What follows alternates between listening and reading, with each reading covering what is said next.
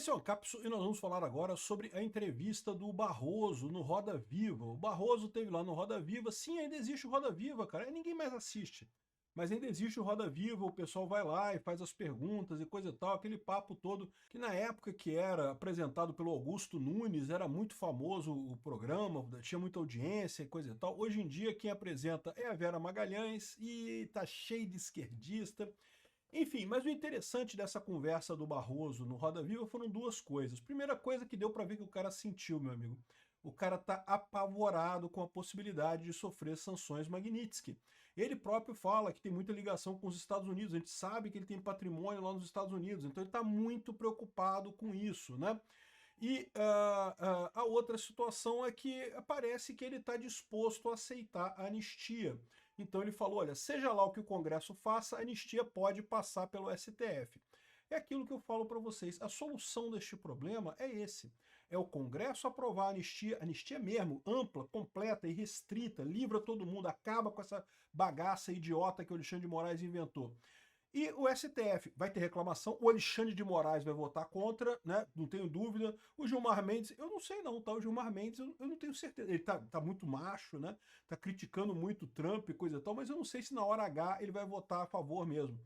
De qualquer forma, a anistia vai acabar passando pelo STF, não pelo Alexandre de Moraes, mas pelos outros ministros. Vamos entender essa entrevista aqui do Barroso, porque ele falou um monte de coisa interessante aqui que mostra que o cara tá percebendo o tamanho do buraco que eles se meteram.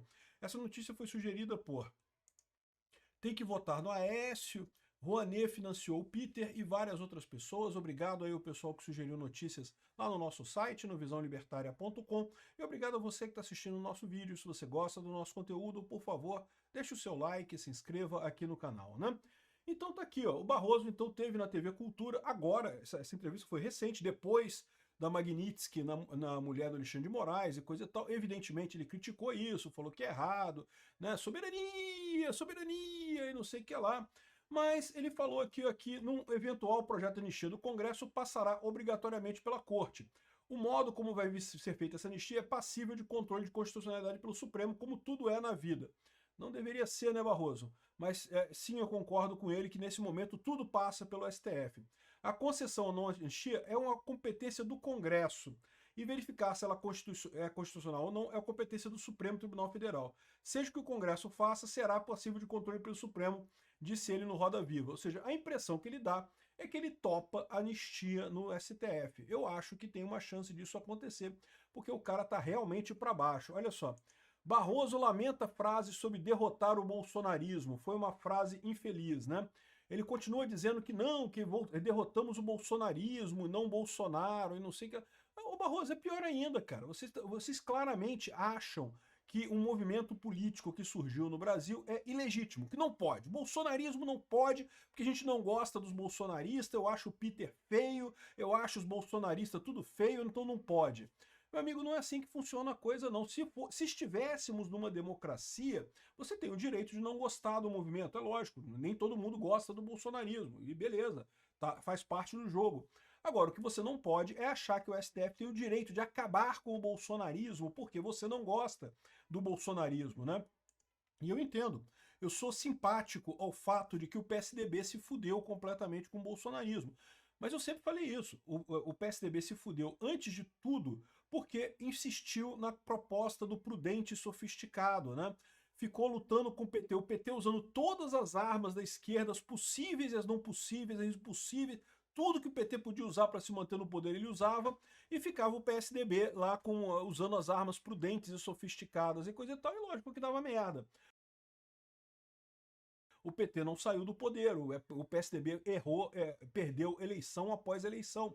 O PSDB lutava contra impeachment do Lula. O pessoal levantava, quando teve o mensalão lá no início dos anos 2000, né? O pessoal queria impeachment do Lula lá no mensalão e coisa e tal. O PSDB, não, que nós somos prudentes e sofisticados. Vamos, o Lula tá deixa o Lula sangrar que na próxima eleição ele cai. E não sei o que lá. E ficaram nessa parada, reelegeram o pinguço corrupto 2 vezes e mais a Janja não, a Dilma, não sei quantas vezes, né? Então, ou seja, esse é o problema, né? Quem matou o PSDB não foi o Bolsonaro, quem matou o PSDB foi o próprio PSDB.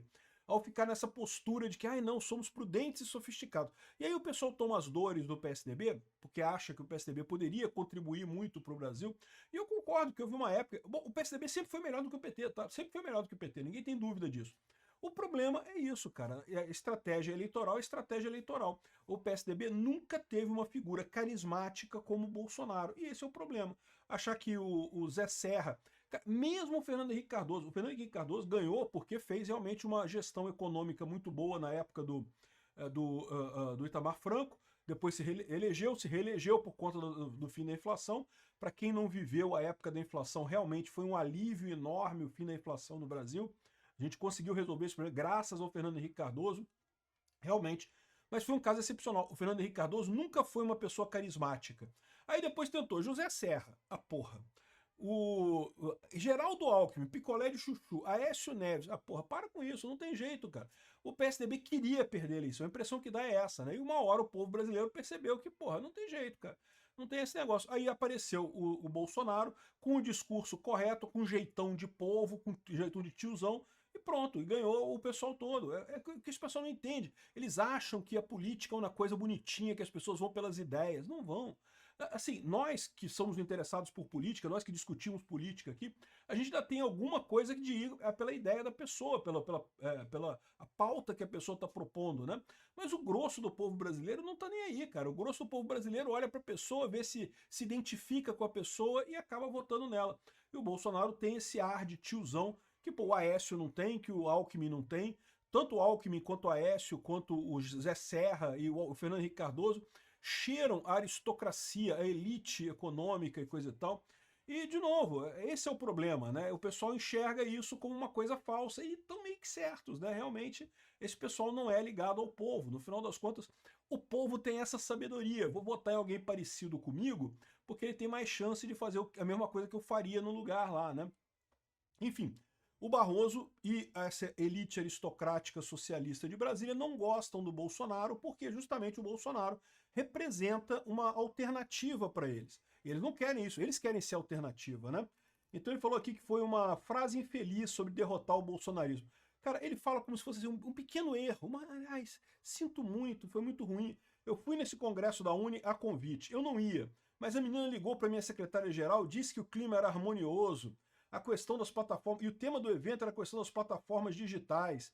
E ao subir no palco para discursar, porém o presidente da STF disse que ouviu envolto a gritaria, a ponto de não conseguir ouvir a própria voz. Comecei a gritar para ver se conseguia falar. A certa altura desisti e comecei a falar.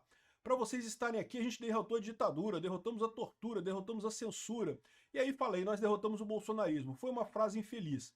Primeiro porque nós dava a impressão de que foi o Supremo e que queria dizer a sociedade brasileira.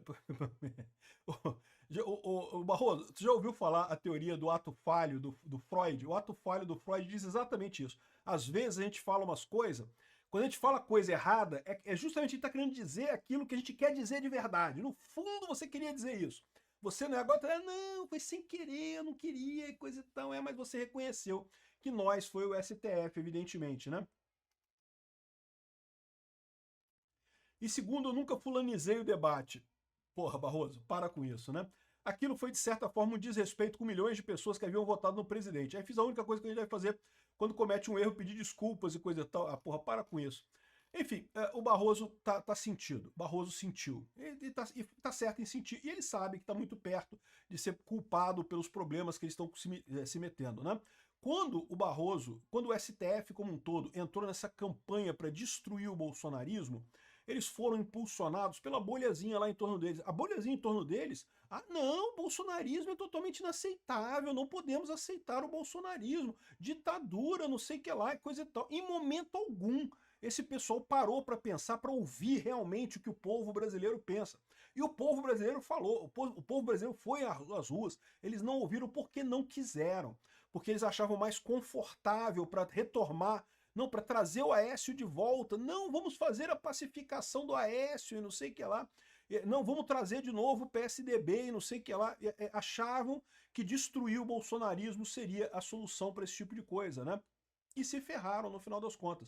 Porque, de novo, eles estão na visão antiga da informação centralizada, de achar que eles controlam o discurso do povo, que o discurso do povo é uma repercussão do que eles falam na elite. E não é mais, não existe mais isso. Hoje o povo fala entre si e não tem mais esse papo, né?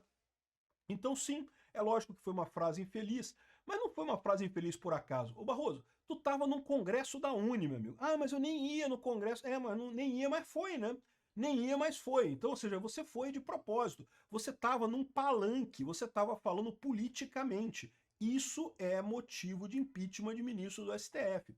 Lembra que eu sempre falo para vocês, esquece impeachment de ministro do STF por decisão em voto. Decisão, voto que o ministro tomou, não pode ser motivo de impeachment pela questão do chamado, entre aspas, crime de hermenêutica que não existiria, que é a definição uma definição doutrinária no Brasil, né?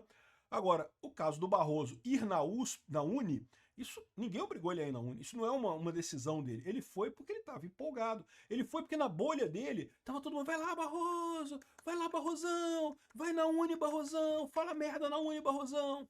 E esse pessoal estava nesse sentido, né? Aqui, ó, aí ele fala aqui, ó, redução de penas do golpe, as penas do golpe foram elevadas, a redução não seria capitulação do STF. Mas o que ele está falando aqui é justamente de unir a consunção do crime de golpe de Estado com o crime de tentativa violenta de derrubar o Estado Democrático de Direito. Isso é uma idiotice, porque isso já era obrigação deles fazer isso. Eles que não quiseram fazer a consunção disso daí. Qualquer aluno de direito sabe que essa história aqui é uma idiotice completa, que eles já deviam ter feito a consunção desses dois crimes desde o início. É que, de novo, esse julgamento não é um julgamento jurídico, é um julgamento show, é um espetáculo, é um julgamento espetáculo, em que eles estão tentando dar uma lição para o povo brasileiro. Vocês não podem ser bolsonaristas, tem que votar no Lula e no Aécio, tem que votar no PT e no PSDB, que a gente controla, que é tudo aqui controladinho. Não pode gostar de outras pessoas fora do que a gente autorizou previamente. Então, ou seja, esse é o discurso que esse pessoal quer passar para a população brasileira. E se ferraram, se queimaram muito. Está arriscado esse mané aqui ter estourado o STF, ter destruído a justiça brasileira. Nunca mais o STF vai ter a credibilidade que um dia já teve antes desse idiota ter sido eleito presidente do STF. Ele e o Alexandre de Moraes. Os dois embarcaram nessa caça às bruxas ideológicas, né, que não pode gostar do Bolsonaro e coisa e tal, estão quebrando a justiça. Aliás, esse é um erro da justiça brasileira que não vem desses dois, tá? Eu sempre critico muito a justiça brasileira porque ela sempre teve essa pauta, essa pegada ideológica, não que a justiça vai resolver os problemas do Brasil. Igual eles falam, né? Não que temos que decidir a favor da parte hipossuficiente, como se a justiça fosse um mecanismo de justiça social. Se você falar com 10 juízes, 10 vão dizer para você que sim, a justiça tem que fazer justiça social e temos que ajudar o hipossuficiente, não sei o que lá. Quando não, quando você faz esse tipo de coisa, você prejudica o mais pobre. A justiça tem que ser neutra, não é balela os princípios da justiça de isenção completa. Porque se você toma um lado, sabe o que acontece? No mercado, né, na sociedade normal, isso é compensado do outro lado. É o que eu falo para vocês. Ó, à medida que a justiça trabalhista começa a dar ganho de causa pro empregado, ai, tadinha do empregado, o patrão é um filho da puta, o empregado é pobrezinho, então temos que dar indenização pro empregado. Aí sabe o que acontece? A empresa bota lá na planilha dela, e caramba, temos um risco trabalhista aqui de X, temos que reduzir o salário de todo mundo nessa profissão porque a gente tem um risco trabalhista depois. Aí você está fudendo milhares de pessoas achando que está ajudando um empregado, porque o patrão é filho da... o patrão é filho da puta, o empregado é filho da puta também, é todo mundo filho da puta nesse mundo. Não tem ninguém bonzinho por aqui, né? Aí, ou seja, a justiça brasileira, todo a estrutura, o ordenamento jurídico brasileiro, advogados, juízes, procuradores, essa turma toda acha que vai usar a justiça para fazer justiça social. E não! A justiça é um instrumento, é um serviço que é prestado para a sociedade, que deveria ser isento. Isso é uma verdade absoluta. Não se pode tentar fazer justiça social usando a justiça, porque você joga a justiça na lata do lixo. E é o que está acontecendo aqui no Brasil. E o seu Barroso está fazendo exatamente isso com a justiça brasileira, né? Aqui, ó.